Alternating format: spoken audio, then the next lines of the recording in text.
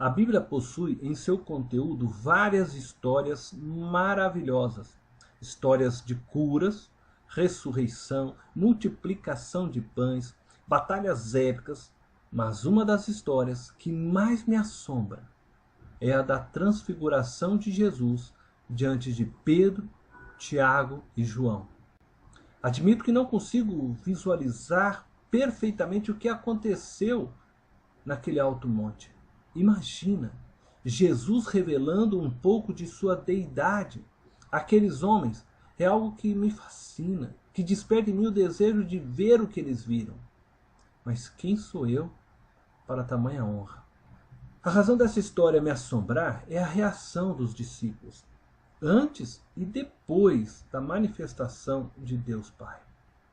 Vejamos o que aconteceu naquele dia. Os discípulos andavam com Jesus já há algum tempo.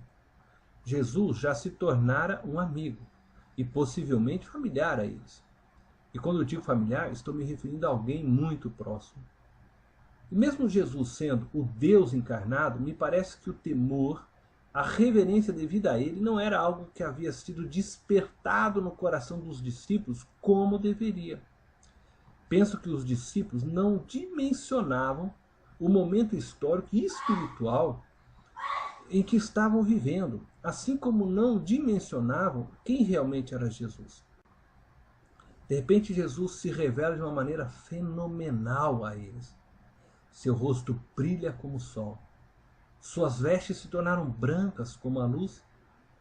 E junto a Jesus surgem, de repente, Elias e Moisés. Eu acredito que se eu estivesse ali naquele momento, eu me assustaria e possivelmente me esconderia atrás de alguma árvore, se isso fosse possível. Contudo, Pedro faz uma afirmação que me soa estranho, como de alguém que achou tudo aquilo normal, ou que talvez não tivesse caído em si. Pedro diz para Jesus: Senhor, é bom estarmos aqui.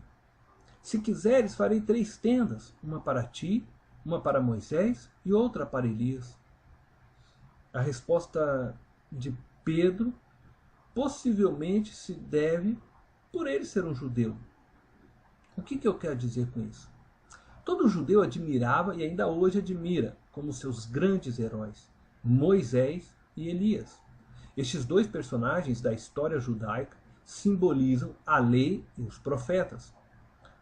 Bom, diante desse quadro, é bem possível que Pedro e seus amigos estavam extasiados demais para correr. Neste caso, as palavras de Pedro devem ter sido ditas sem uma reflexão real do que estava acontecendo. Você já viveu algum momento de um grande susto ou de uma grande surpresa que você acabou por falar algo sem pensar?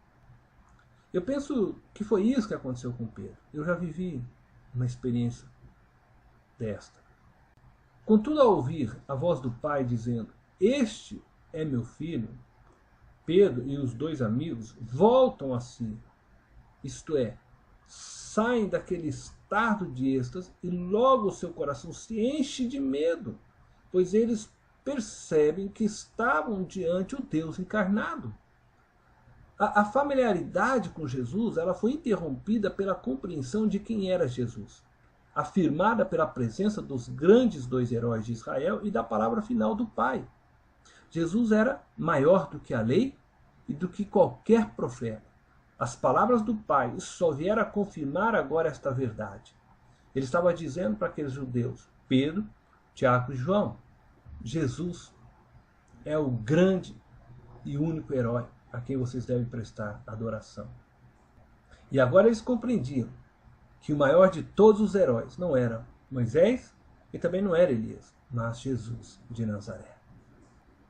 Sim, Jesus deveria ser o objeto verdadeiro de suas adorações e admirações. A ele toda honra e glória para sempre. Deus o abençoe.